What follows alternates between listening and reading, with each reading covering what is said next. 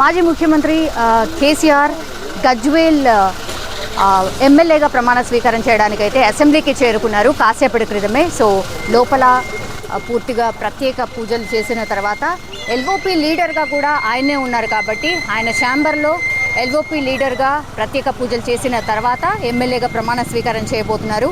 So ఇది మనకు ఉన్నటువంటి ఇన్ఫర్మేషన్. అయితే 8వసారి ఆయన ఎమ్మెల్యేగా ప్రమాణ స్వీకారం చేస్తున్నారు. సో మనకి అందరికీ తెలుసు Kamareddy and as well as Gajwel నుంచి 2 ప్రాంతాల నుంచి ఆయన పోటీ చేశారు. బట్ ఆయన గజ్వేల్ నుంచి గెలుపొందారు. సో ఆయన గజ్వేల్ నుంచి గెలుపొందిన తర్వాత అప్పుడు అందరూ ఎమ్మెల్యేలు అంటే 119 మంది ఎమ్మెల్యేలు 118 మంది ఎమ్మెల్యేలు ఆల్రెడీ ప్రమాణ స్వీకారం చేశారు. కానీ మనందరికీ తెలుసు ప్రమాణ స్వీకారం ఆ నెక్స్ట్ డేనే ఆయన దానికంటే ముందు రోజు ఆయన ఫామ్ హౌస్లో కాలిజారు పడిపోవడం, ఆ తర్వాత ఆయనకి ఆపరేషన్ జరిగింది, దెన్ రెస్ట్లో ఉన్నారు. ఈరోజు ప్రమాణ స్వీకారం చేయడానికైతే అసెంబ్లీకి రావడం జరిగింది. చాలామంది బీఆర్ఎస్కి సంబంధించిన నాయకులు పెద్ద ఎత్తున అసెంబ్లీ దగ్గరికి అయితే చేరుకున్నారు.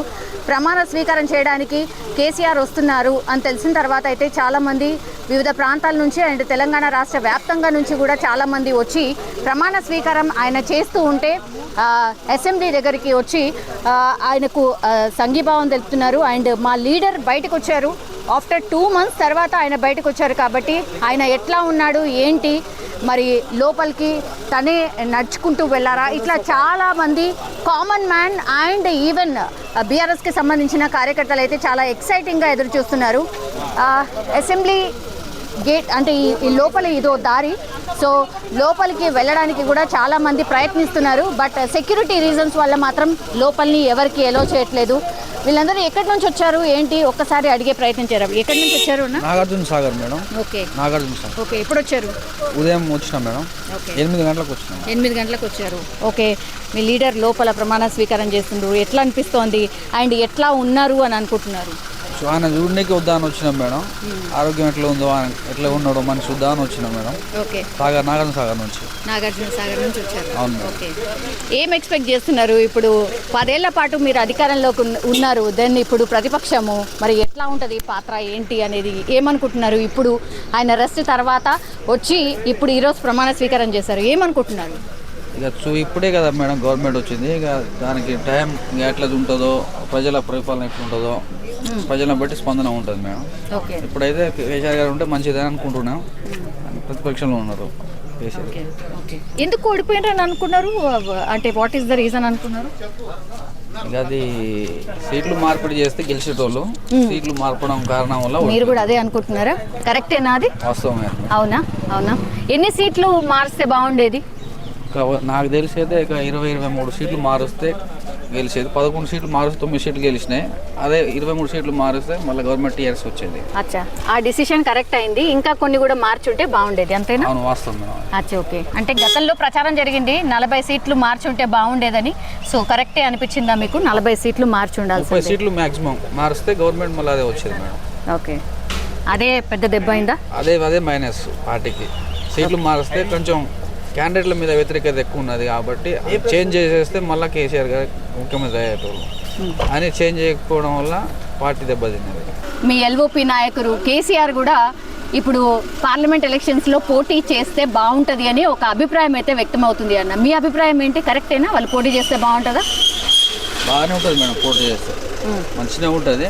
ఓకే, అది తెలిసేది మంచిగానే ఉంటుంది. కొంచెం సీట్లు చేంజ్ అప్ చేస్తే కొంచెం బాగుంటుంది. పోయినసారి చాలా నష్టపోయినాం, ఈసారి కూడా కొంచెం నష్టపోకుండా కొంచెం పార్టీని బలోపేతం చేయాలి. కొంచెం జనాలకు తెలిసి ఉన్న క్యాండిడేట్లకి టికెట్ అనౌన్స్ చేయాలి. అట్లయితే మంచిగా ఉంటుంది నా అభిప్రాయం. ఓకే, సో చాలామంది అయితే అభిప్రాయం అది. పార్లమెంట్ ఎలక్షన్స్ మీదనైతే ఫోకస్ చేసింది పార్టీ. మనం చూడొచ్చు ప్రస్తుతం ఇక్కడి నుంచే వెళ్తున్నారు. మనం కాన్వాయ్ చూడొచ్చు. ఉత్తర సుఖేందర్ రెడ్డి గారు ప్రమాణ స్వీకారం చేయించాక వెళ్తున్నారు. సో ఆ కాన్వాయ్ మూవ్ అవుతోంది, మనం స్పష్టంగా చూడొచ్చు. సో కేసీఆర్ గారితో ప్రమాణ స్వీకారం చేయించిన తర్వాత గుత్తే సుఖేందర్ రెడ్డి గారి కాన్వాయ్ అది మూవ్ అవుతున్న పరిస్థితి మనం చూడొచ్చు. ఇంకో మేడం ఉన్నారు, ఒకసారి మాట్లాడే ప్రయత్నం చేద్దాం. ఎక్కడి నుంచి వచ్చారు? చార్మినార్. ఓకే, చార్మినార్ నుంచి వచ్చారా? ఓకే, మీరేంటి అంటే పార్టీలో బీఆర్ఎస్ పార్టీలో ఏంటి?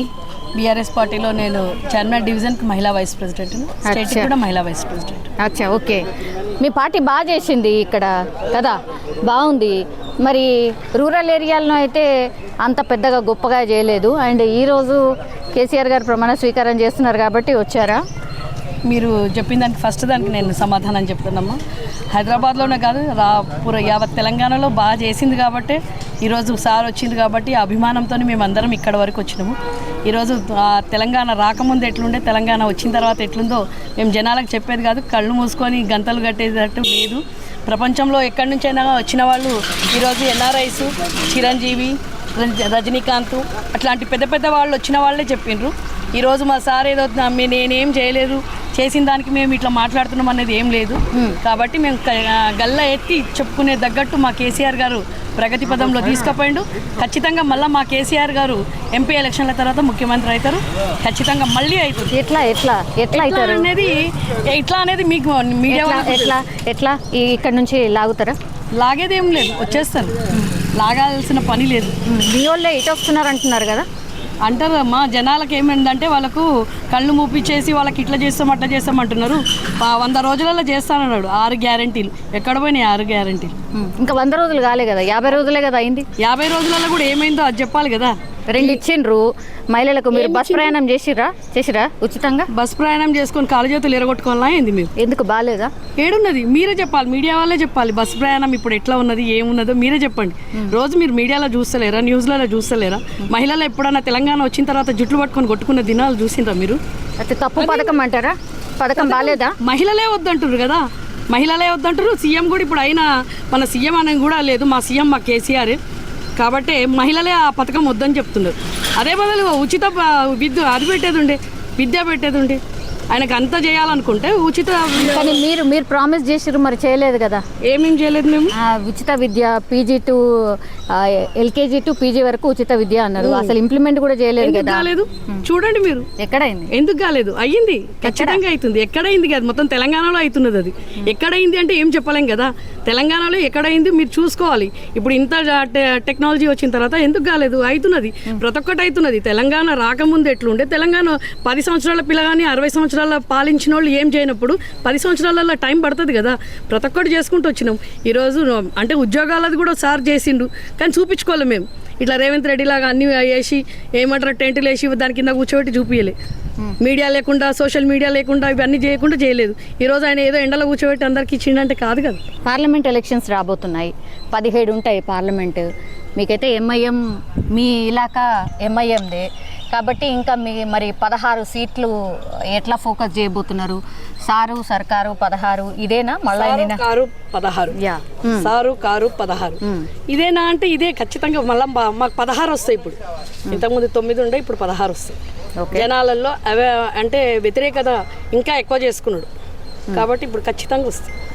ఓకే, సరే. ఇప్పుడు చాలామంది అంటున్నారు పెద్ద పెద్ద లీడర్స్ మీ దాంట్లో ఎవరైతే ఉన్నారో, అంటే హరీష్ రావు గారు కావచ్చు, KTR గారు కావచ్చు, దెన్ కవిత గారు, and even LOP leader KCR గారు కూడా పార్లమెంట్ ఎలక్షన్స్లో పోటీ చేస్తే బాగుంటుంది అని ఒక అభిప్రాయం. మీ అభిప్రాయం ఏంటి? మీరు ఫస్ట్ దానికి మళ్ళీ జవాబు చెప్తా. లీడర్స్ కాదు, వారు ఉద్యమకారులు. తెలంగాణ తీసుకొచ్చిన రాజకీయ పార్టీ అయిపోయిందని LOP లీడర్ అండ్ కేసీఆర్ గారే చెప్పారు. కేసీఆర్ గారు చెప్పిండ్రు, కానీ కేసీఆర్ చెప్పిన దాంట్లో చాలా దూరం ఆలోచించి చెప్తాడు సారు. ఉద్యమకారులు కాబట్టి ఉద్యమంలో తెలంగాణ తీసుకొచ్చిన వాళ్ళు ఈరోజు పోటీ చేసే అధికారం కూడా ఉన్నది వాళ్ళకు. ఖచ్చితంగా జనాలు వాళ్ళని స్వీకరిస్తారు. ప్రగతి పదంలో పోదాము. మళ్ళీ ఒక 20 సంవత్సరాలు వెనకకి తీసుకొని పోయిండు మనను కాంగ్రెస్, మళ్ళీ వెనకకి తీసుకొని పోయిండు. ఎక్కడ ఉన్నది ఈ ఫామ్స్ ఇవన్నీ నింపుకుంటా జనాలను, లేడీస్ను మళ్ళీ అదే చెప్పుల లైన్లలో పెట్టుకుంటా ఇవన్నీ ఎక్కడ పడ్డాయి? ఇప్పుడు మహిళలకు ఇస్తా అని చెప్పారు, 2500 ఇస్తాను రాగానే 9వ తారీఖు కాగానే ఎక్కడ పడ్డాయి? ఇప్పుడు ఉన్న పెన్షన్లే పడలేదు, రైతు బంధు లేదు, రైతు బీమా లేదు. ఆయన ఏం చేస్తున్నాడు అసలు ఆయనకే అర్థమైతలేదు. ఆయన మేస్త్రి కాబట్టి ఆయనకు అర్థం కాదు, ఈ జన్మలో అయితే కాదు ఆయనకు. కాబట్టి ఆయన ఖచ్చితంగా ఒక 6 నెలల్లో పోతుంది. మళ్ళీ ఖచ్చితంగా మా కేసీఆర్ ప్రభుత్వమే వస్తుంది. ఇప్పుడు GHMC మాజీ డైరెక్టర్ శివ బాలకృష్ణ ఎవరైతే ఉన్నారో ఆయన మీద పెద్ద ఎత్తున ఆరోపణలు వచ్చాయి. ఈవెన్ CS గా ఉన్నటువంటి సోమేష్ కుమార్ గారి మీద కూడా ఆరోపణలు వస్తున్నాయి, చాలా ఆరోపణలు వస్తున్నాయి. ఎందుకు ఇట్లా జరుగుతోంది? ఏసీబీ కస్టడీలో ఉన్నారు, మరి నిజాలన్నీ బయటకు వస్తున్నాయట. నిజాలన్నీ నేను మీకు మళ్ళీ ఒకసారి చెప్తున్నా, తెలంగాణ రాకముందు కాంగ్రెస్ గవర్నమెంట్లో ఎన్నో బయటపడ్డాయి. అవన్నీ మా సార్ బయటికి తీపియలేదు. అట్లా తీపిచ్చినుంటే ఈరోజు ఎవరు ముఖాలు ఇక్కడ ఉండకపోతుండే. ఇప్పుడు నిలబడ్డ ఎమ్మెల్యేలు మినిస్టర్లు ఇచ్చిన వాళ్ళు ఎవరు ఉండకపోతుండే. అప్పుడు చేసింది ఇప్పుడు ఒక సోమేష్ కుమార్ జాగాలో ఇంకోటి ఇట్లాంటి కాంగ్రెస్ వాడు ఎవడన్నా ఉన్నా కానీ చేస్తాడు. ఇప్పుడు మళ్ళీ కాంగ్రెస్ గవర్నమెంట్లో ఒక 1 yearలో బయటపడాయా? ఎవరు చెయ్యరా? చేస్తారు. అంటే కామన్ అని చెప్తున్నారా మీరు? కామన్ కాదు, కామన్ అనే మాట కాదు. కామన్ చేసి ఆ పదవిలో ఉన్న వాళ్ళు చేసిండ్రేమో. ఇప్పుడు రుజువు కాకముందు మనం ఎవరిని అనేటట్టు లేదు కదా. తన మీద చెప్తున్నారు. మరి ఆరోపణలు ఎందుకు వస్తున్నాయి? ఆరోపణలు వస్తాయి మేడం, ఆరోపణలు కేసీఆర్ మీద 14 లక్షల రైతు బంధు ఆయనకు ముట్టిందట. అవసరమా? 14 లక్షలు అంటారు, 40 లక్షలు అంటారు, 50 నోటికి నరం లేని నాలుక ఇది. ఎన్నో చెప్తాము. ఇప్పుడు మోదీని కూడా అంటున్నాము, ఇప్పుడు రేవంత్ రెడ్డిని అంటున్నాము, అందరిని అంటాము. అవి రుజువు కావాలి కదా మేడం.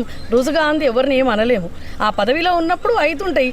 ఇప్పుడు ఆపోజిషన్ కాబట్టి ఖచ్చితంగా తప్పులు తీస్తారు. మంచిగా చేసినావు అని ఏదైనా నన్ను చూపిస్తున్నారు. తెలంగాణలో ఇక్కడ బాగుంది, ఇక్కడ చేసినావు కేసీఆర్ చేసినట్టు ఎవడన్నా చేసిండా? ఎవడన్నా మొగోడు తెలంగాణ వచ్చిన తర్వాత ఈ ప్రగతిలో ఇండియా లెవెల్లో ఎవరు చేసిండ్రో చూపించమని. ఇండియా లెవెల్లో ఇదే బీజేపీ గవర్నమెంట్లో ఇదే ఉన్న ఒక కర్ణాటకలో వీళ్ళు చేసుకున్న ఒక 1 year కింద చేసిండ్రు. అక్కడేం చేసిండ్రు? ఇప్పుడు అంటే ఎక్కడ మనము ప్రగతిని చూపిస్తున్నారో అక్కడ చూపించమని చెప్పండి. మంచిగా కూడా చూపించాలి కదా. అన్ని చెడ్డయ్యే ఆపోజిషన్లో చూపించడం కాదు కదా. ఇప్పుడు మీరు అన్నట్టు జనాలకు చూస్తున్నారు పెడుతున్నారు అంటే అవన్నీ కాదు. కామన్ అది. ఏదో చిన్న దగ్గర తప్పు అవుతుంది. 10 ఏళ్లలో ఎక్కడ తప్పు కాంది ఎవడు చేస్తాడు? శ్రీరామచంద్రరాసుని చేయలేదు. ఇక కేసీఆర్ గారికి ఎక్కడ ఉంటుంది అది? వీళ్ళందరూ రాక్షసులు, ఆయన ఎంబడి పడ్డారు, పడి ఎట్లయితే బయటికి మళ్ళా గుంజాలన్నట్టు చూస్తున్నారు. ఒక్క నెంబడికి ఇంతమంది మేడం, ఒక బక్క పల్సన ఆయన ఎంబడికి ఇంతమంది వాడి చేస్తుంటే ఎక్కడ నెగులుతాడు ఆయన? మళ్ళా జనాలు ఏడుస్తున్నారు. ఏడుస్తురా? ఎక్కడ చూడండి, మీకు ఎన్ని మీడియాలో మీరే చూపించాలి. మేం కాదు, మేము చూస్తలేము. మేము మీలాగానే మాట్లాడటోలేము. జనాలు ఎన్నో మీడియాలో చూస్తున్నారు కదా. సోషల్ మీడియా ఓపెన్ చేయండి. జనాలు ఏడవని లేకపోతే నాకు అడగండి. జనాలు ఏడుస్తున్నారు. ఇప్పుడు మళ్ళీ అదే కరెంటు పోతుంది. 3 గంటలు 4 గంటలు కరెంటు సిటీలో పోతుంది, మా ఏరియాలో పోతుంది. చెప్పేది ఇస్తున్నారు మేడం. ఎందుకు తీస్తాడు? 10 ఏళ్లలో 1 నిమిషం పోతే కరెంటు పోతే ఫోన్ వచ్చేది కేటీఆర్ గారికి. ఇక్కడ చెత్త ఉన్నదని ఇప్పుడు అడగండి. ఇప్పుడు 50 రోజులలో ఎన్ని రోజులు తీస్తుండు? అంటే ఇది అలవాటు చేస్తుండు అనమాట జనాలకు. మళ్ళీ కాంగ్రెస్ గవర్నమెంట్ ఇంతే, ఇది ఇంతే, మేము ఇంతే. మరి లంక బిందెలు ఉంటాయని వస్తే అక్కడ ఏమీ లేదట. ఆయన ఏం చేయమంటారు మరి? బొందా ఆడు లంక బిందెలు వస్తున్నాయి. అందుకే కదా చెప్తున్నాము, ఆ బిందెల బంగారం అవి ఇవి దోసుకొని తింటా. గుంపు మేస్త్రి కాబట్టి తొందరగా లంక బిందెలు వెళ్తాయని అనుకున్నాడు. కాబట్టి ఏం వెళ్ళలేదు. అంత ప్రగతిగా అనిపిస్తుంది. కేసీఆర్ సార్ ఏం జమ చేయలేదు, జనాలకే పెట్టిండు, నాకేం లేదు అన్నట్టు ఏడుస్తుంది. వదిలిపెట్టుకుంటాడు. ఆయనంతలో ఆయననే వదులుకుంటాడు. వదలకపోతే మేమే బట్టలు ఇప్పి వదిలిపిస్తాం. మరి ఇంత భయంకరంగా ఎందుకు మాట్లాడుతున్నారు? అంటే డిఫెండ్ చేసుకోవడానికి మాటల దాడి మరీ ఘోరంగా మాట్లాడుతున్నారు. ఎలక్షన్ల ముందు ఎట్లా మాట్లాడినరు మేడం? మేము చేసిన దానికి 10 చేసి మాట్లాడిండ్రే. ఇప్పుడు మాకు బాధ ఉంటుంది కదా. మాకు అన్ని చేసినోని ఇట్లా చేయడం తప్పు కదా. ఏం చేయనోడు మంచి గుంపు మేత్ర వచ్చి ఆడ అసలు ఉద్యమంలో ఎక్కడున్నాడు? ఆయన ఉద్యమంలో ఎక్కడున్నాడు? ఇలా ఇక్కడ ఆయన సీఎం అయ్యే పదవి మీద అంటే కాంగ్రెస్లో కూడా సీనియర్స్ చాలా మంది ఉన్నారు. వాళ్ళెందుకు కాలే? ఈయనెందుకు అయిండు? కాంగ్రెస్లో ఇప్పుడు హనుమంతరావు ఉన్నారు, ఆయన ఎందుకు కాలే సీఎం? బట్టి విక్రమార్క ఎందుకు కాలేదు? ఈయన ఎందుకు అయిండు? రెడ్డిలది చూయించుకోవడానికి ఈయనకి మొత్తం చంద్రబాబు నాయుడు గారు సపోర్ట్ చేసిండు. మా సార్ని కేసీఆర్ గారిని ఎన్నోసార్లు ఇష్టం ఉన్నట్టు తిట్టిండు. అయినా భరించడం. ఎందుకంటే మాకు ఒక మర్యాద, ఒక కట్టు, అమ్మ మనది సంస్కారమైన పార్టీ అని చెప్పేసి మాకు చెప్పిండు సారు. ఈరోజు ఆయనను పట్టుకొని వాళ్ళ ఫ్యామిలీని పట్టుకొని మమ్మల్ని బీఆర్ఎస్ వాళ్ళని పట్టుకొని తిట్టడం చేయడం మేము ఎట్లుకుంటాం? ఇప్పుడు ఇవన్నీ బయటకు ఎట్లా వస్తున్నాయి? ఇంతకుముందు ఏం చేసిండ్రు మీరు? ఎక్కడున్నారు మీరు? కాంగ్రెస్ ఎక్కడుంది అసలు? తెలంగాణ ఉద్యమంలో కాంగ్రెస్ ఎక్కడుంది నేను అడిగేది. ఇచ్చింది కాంగ్రెస్ కదా. కాంగ్రెస్ ఇచ్చిందంటే ఆమె సోనియా గాంధీ, ఆమె ఎక్కడో ఉన్నది, ఆమె ఢిల్లీలో ఉన్న ఆమె ఇచ్చింది. అంటే ఇవన్నీ మేము పోరాటంతే ఆమె చేతులదా? ఆమె ఇంట్లోదా? ఆమె సొత్తా ఏమన్నా? ఆమె ఇచ్చిందంటే ఆమె జాగాలు ఇంకెవడెవడ ఉన్నా కానీ ఇచ్చేది. ఆమె జాగాలో వేరే జాగాలు ఉన్నా కానీ ఇచ్చేది. అంటే ఇక్కడ ఇంతమంది ఉద్యమకారులు ప్రాణాలు బలిదానాలు తీసుకున్న దేవత అన్నాడు ఆయననే రేవంత్ రెడ్డి. తెలుగుదేశంలో ఉండే బలిదేవత ఆమె అని అన్నాడు. ఇప్పుడు ఆమెనే దేవత అయిపోయింది. మీ నాయకుడు కూడా చెప్పిండ్రు కదా, సోనియా గాంధీ వల్లే తెలంగాణ వచ్చింది, లేకపోతే ఆమె ప్లేస్లో నేను ఉంటే కూడా ఇచ్చేదాన్ని. ఆమె ప్లేస్లో ఆ సిచ్యువేషన్ని బట్టి ఎవరైనా ఇస్తారు. మీరున్నా ఇస్తారు, నేనున్నా ఇస్తా కదా. ఆమె దేవత అయితే కాదు కదా, ఆమెని తిట్టినోడు ఈరోజు ఆమె కాలు పట్టుకుంటుండు. ఆ రోజు తెలంగాణ వచ్చిన తర్వాత కేసీఆర్ గారు వాళ్ళ ఫ్యామిలీ పోయి కలిస్తే ఎన్నో పట్టిండు. మొన్న స్టేడియంలోనే వాళ్ళ పెళ్ళాము పిల్లలు కొడుకు అల్లుడిని పట్టుకొని కాళ్ళు మొక్కిండు. ఆయననేమనాలి అంటే మాకు ఆపోజిషన్ వాళ్ళకి మాట్లాడడానికి రాదా? మేము పట్టించుకోలేదు, ఇట్లాంటి చిల్లర వాళ్ళని పట్టించుకోకపోతుంటాం. కానీ ఇప్పుడు ఆయన మాట్లాడిన దానికి మీకు నేను సమాధానం చెప్పాల్సి వస్తుంది. ఆయన మాట్లాడితే మాట, మేము మాట్లాడితే కాదా? ఇంకెవ్వరం ఇంకా స్టార్ట్ చేయలేదు. స్టార్ట్ చేసినామంటే తట్టుకోలేడు. మా అట్లాంటి వాళ్ళు ఎంతోమంది ఉన్నారు. నేను వాళ్ళ ముంగట వాళ్ళ సీనియర్స్ ఇంకా చాలామంది ఉన్నారు. ఒక మర్యాద అనేది ఇప్పటివరకు బీఆర్ఎస్లో చూపించారు. ఇక ముందు చూడండి, ఇక ముందు ఇంకా ఓల్ సిటీకి నుంచి వెళ్ళినామంటే బయటికి వెళ్ళినామంటే బయట తట్టుకోలేరు వాళ్ళు బీఆర్ఎస్ నుంచి. మా లోపల బాధ ఇప్పుడు మా ఉద్యమం చేసిన సారు తెలంగాణ తెచ్చిన ఆయన ఎంబడి ఎంతోమంది చేశారు, చేయలేదని అంటలేము. కానీ అట్లాంటి మనిషిని పట్టుకొని చేయడం చాలా తప్పు. మాట్లాడము, చేయడము, ఇవన్నీ తిట్టుడు, ఎన్నో అసలు లెక్కలేనన్ని పథకాలు చెప్పిండు. 420 అంటే 420 ఇచ్చిన ఆయన ఎక్కడున్నాడు ఇప్పుడు? ఆయన సర్దుకోవడంలో అన్నారు కదా లంక బిందెలు, అవి వెతుక్కోవడంలోనే సరిపోయింది. ఎక్కడెక్కడ వెతుక్కుంటున్నాడో ఏమో మళ్ళీ అవి వెతుక్కుంటే అవి కూడా ముల్లే మూట చదువుకుంటాడు, ఆయన కూడా పక్కకు జరిగిపోతాడు. ఎట్లున్నారు సార్ కేసీఆర్? బాగున్నారా సార్? బాగున్నారు. ఓకే సార్, అయిపోయిందా ప్రమాణ స్వీకారం? అయిపోయింది, ప్రమాణ స్వీకారం ఓకే చేశారు. ఓకే, మా పార్టీకి సంబంధించినటువంటి ఎమ్మెల్యేలు, ఎమ్మెల్సీలు, ఎంపీలు అందరూ అటెండ్ అవ్వడం జరిగింది. సార్ అందరూ మీ కార్యకర్తలు అందరూ ఎదురు చూస్తున్నారు సార్, మా సార్ ఎట్లున్నాడు ఏంది అనేది. ప్రత్యేక పూజలు ఏమైనా చేశారా లోపల? ఏంటి కార్యక్రమం, ఏం జరిగింది సార్? కార్యక్రమం ఈ రోజు అయితే ప్రమాణ స్వీకారం చేయడమే జరిగింది సార్. మా కార్యకర్తలు కాదు, మా పార్టీ నాయకులు కార్యకర్తలే కాదు, ఈ రాష్ట్రంలో ఉన్నటువంటి ప్రజలందరూ కూడా కేసీఆర్ గారు మళ్ళీ ఎప్పుడు ఆరోగ్యంగా తిరిగి వస్తారని ఎదురు చూస్తున్నారు. అందులో ఎటువంటి సందేహం లేదు. వారు చాలా వరకు కోలుకున్నారు, నడుస్తున్నారు కూడా, కొంత దూరం నడుస్తున్నారు ఇప్పుడు చేతిక సహాయంతో. త్వరలోనే ఈ నెలాఖరు వరకు బహుశా పూర్తి స్థాయిలో రంగంలోకి యాక్టివ్గా పార్టిసిపేట్ చేశారు. తెలంగాణ భవన్కి ఎప్పుడు రాబోతున్నారు సార్? అందరు ఎదురు చూస్తున్నారు. బహుశా ఈ నెల 17 నాడు సార్ బర్త్డే ఉంది. ఓ, ఆ రోజు వస్తారా? వస్తారని ఆశిస్తున్నాను. ఓకే, ఏం కార్యక్రమాలు ఏర్పాటు చేస్తున్నారు సార్? ఇంకా వాటికి సంబంధించిన పూర్తిగా రూపకల్పన జరగలేదు. దాన్ని బట్టి వారు ఆ రోజు టైం ఇచ్చిన దాన్ని బట్టి, ఆ రోజు ఉన్నటువంటి అవకాశాలను బట్టి చూసి నిర్ణయిస్తారు. కేసీఆర్ ఎప్పుడైతే ప్రమాణ స్వీకారానికి వచ్చారు అన్నటువంటి వార్త తెలిసిన తర్వాత చాలా మంది వచ్చి తమ నాయకుడు ప్రమాణ స్వీకారం చేయడానికి వచ్చారు కాబట్టి, ఆఫ్టర్ 2 months ఆయన వచ్చారు కాబట్టి ఆయన ఎట్లున్నారు ఏంటి అనేది చూడడానికైతే చాలా మంది వచ్చారు. లోపల ఉన్నాం మనం, బట్ బయట గేట్స్ దగ్గర కూడా చాలామంది వెయిట్ చేస్తూ ఉన్నారు. సో ఇక్కడ అసెంబ్లీ దగ్గర మాత్రం ఒక హడావిడి వాతావరణం అయితే కనిపిస్తోంది.